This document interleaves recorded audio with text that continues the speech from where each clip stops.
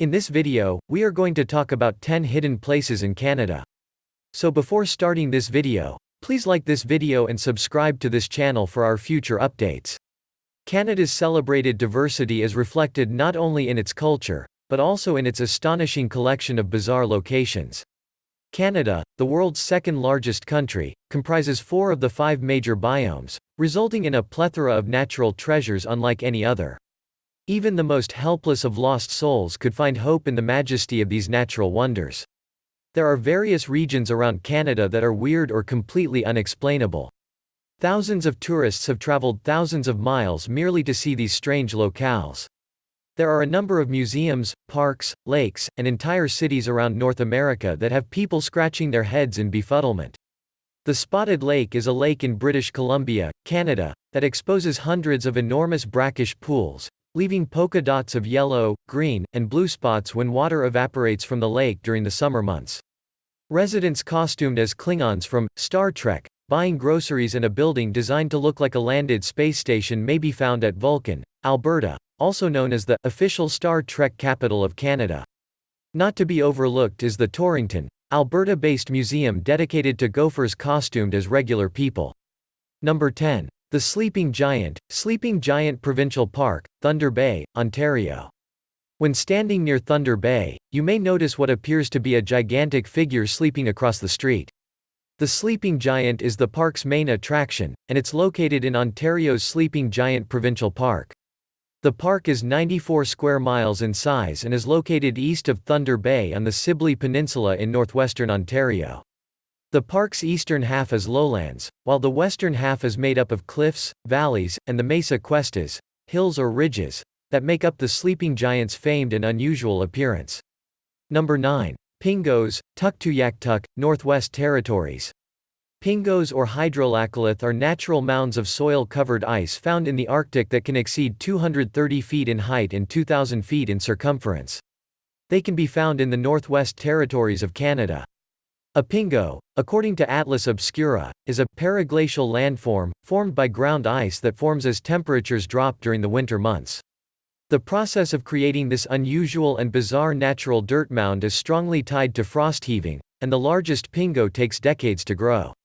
These pingos are likewise known to finally collapse and have a lifespan of 1,000 years. Number 8. Star Trek capital of Canada, Vulcan, Alberta. If you're a fan of Star Trek, you'll want to visit Vulcan, Alberta, where there are Star Trek-themed attractions everywhere. In 2011, the town's population was estimated to be 1,836 people, so we're thinking they don't mind the building that looks like a landed space station and a statue of the original series Enterprise, among other Star Trek curiosities.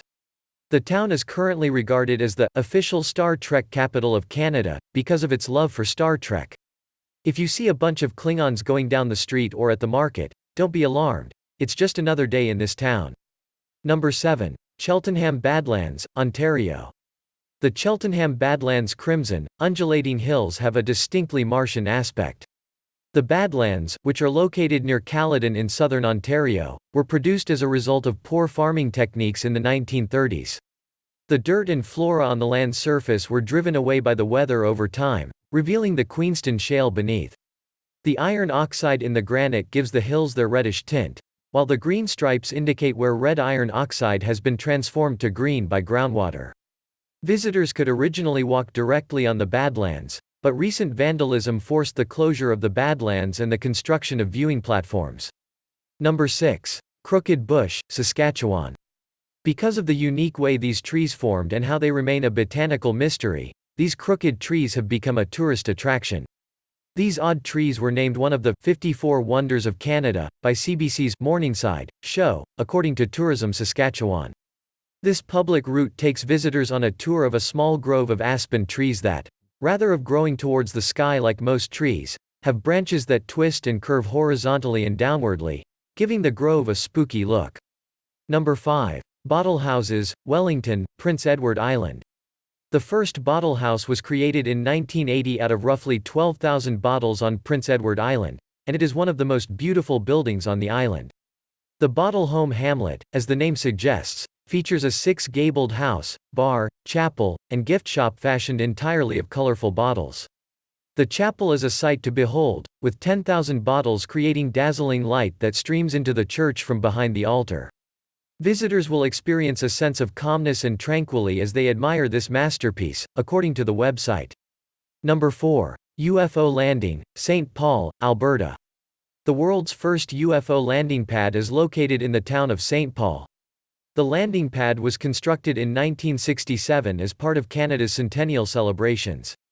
The enormous concrete structure, which weighs slightly over 130 tons, houses a time capsule that will be opened on the 100th anniversary in 2067. Apart from this gigantic tower, a rounded, saucer-shaped tourist information center with a museum of UFO material, including images of landing locations and crop circles, was built in the 1990s. Some of the artifacts on exhibit were purchased from the J. Allen Hynek Center for UFO Studies, according to Atlas Obscura. One of the experts that worked in the U.S. Air Force's Project Blue Book UFO investigation formed the organization. Number 3. Carcross Desert, Yukon. Corbin suggests that anyone considering a car rental trip to Canada include a stop in the Carcross Desert, which is similar to the environment found further south. He declares, "This small part of the Yukon exemplifies the tremendous diversity of landscapes found throughout Canada. Giant mountains loom over a beautiful desert, surrounded by lakes, vegetation, and massive stones. Mountains colliding with sand is one of the oddest sights. It's as though the Earth's crust carved its way through the sand solely to astound you. It's a fun spot to visit, and it's only an hour's drive south of Whitehorse. Think again if you're imagining a landscape of vast sands that threaten to bury anyone who ventures into them." The Carcross Desert is the world's smallest desert, measuring barely 1 square mile in size. The desert, far from being barren, is dotted with lakes and was once the bed of a Pleistocene glacial lake. Hikers and sandboarders like the mountain backdrop, thus the location is now a popular hangout for them. Number 2. Abraham Lake, Alberta. Amazing frozen methane bubbles trapped beneath Alberta's Lake Abraham are quite stunning, but according to the Smithsonian, also dangerous if the bubbles are popped. While the lake is beautiful, you should avoid being near the bubbles if they pop because they are pockets of methane, a highly flammable gas. If you happen to light a match near these bubbles, it could become explosive. Methane bubbles form in bodies of water when decaying organic stuff falls into the water and settles to the bottom, much to the delight of bacteria waiting below, according to the Smithsonian. When the bacteria digest the matter, methane is released, which condenses into white floating blobs when it comes into contact with frozen water. Number 1. Turrent Rock, Tremble Island, British Columbia. Turrent Rock is in Slingsby Channel, but it's known as Tremble Island because it's in the heart of the world's fiercest current, the Nakawakto Rapids, according to Slice. The water can flow at speeds of up to 30 km per hour, and it rushes by so quickly that the island trembles. You can tie a rope to the island and even water ski because the current is so strong. According to Atlas Obscura, a land surveyor stayed on the island during high currents, but the island vibrated so loudly that he had to lie face down, cling to the roots of shrubs, and even cram grass into his ears to drown out the noise. What do you think about our video? Which of the above you like the most? Let us know in the comments below. If you enjoyed this video and want to hear from me again, be sure to hit that subscribe button and turn on notifications before you go. Thanks for watching.